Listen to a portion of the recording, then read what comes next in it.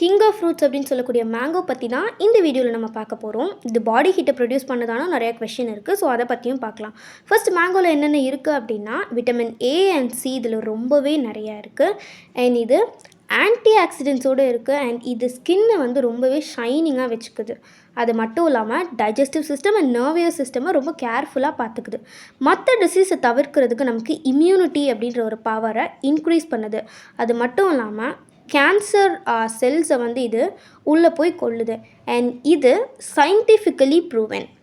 So ஏன் நமக்கு அந்த பாடி ஹீட் ப்ரொடியூஸ் ஆகுது, கட்டிலாம் வருது அப்படின்னா it has a specific time to heat. அந்த டைமை நம்ம நெக்லெக்ட் பண்ணிவிட்டு கண்ட டைமில் சாப்பிட்றதுனால தான் வந்து நமக்கு பாடி ஹீட் ப்ரொடியூஸ் ஆகுது. ஸோ எந்த டைமில் சாப்பிட்ணும் அப்படின்னா பிரேக்ஃபாஸ்ட்டுக்கும் லஞ்சுக்கும் நடுவில் பிரஞ்ச் அப்படின்னு சொல்லிட்டு எடுத்துக்கலாம். அதுக்கப்புறம் லஞ்ச் ரைஸோடு வச்சு சாப்பிடக்கூடாது.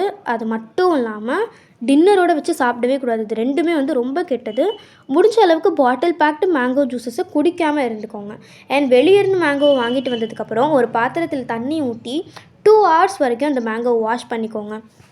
மேங்கோவில் ஃபைலிக் ஆசிட் இருக்கிறதுனால பாடி ஹீட் அண்ட் சூட்டு கட்டியை ப்ரொடியூஸ் பண்ணுது. அது மட்டும் இல்லாமல் இது ஆர்டிஃபிஷியலாக ரைப்பனிங் பண்ண வைக்க, அதாவது பழுக்க வைக்கிறதுக்கு கால்சியம் கார்பைட் அப்படின்னு சொல்லிட்டு ஒரு கெமிக்கலை யூஸ் பண்ணுறாங்க.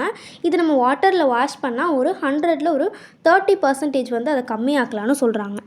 இந்த மாதிரி ரூல்ஸ் அண்ட் ரெகுலேஷன்ஸை ஃபாலோ பண்ணி சாப்பிட்டா எல்லாருமே மேங்கோவை என்ஜாய் பண்ணலாம். அண்ட் தேங்க்ஸ் ஃபார் வாட்சிங்.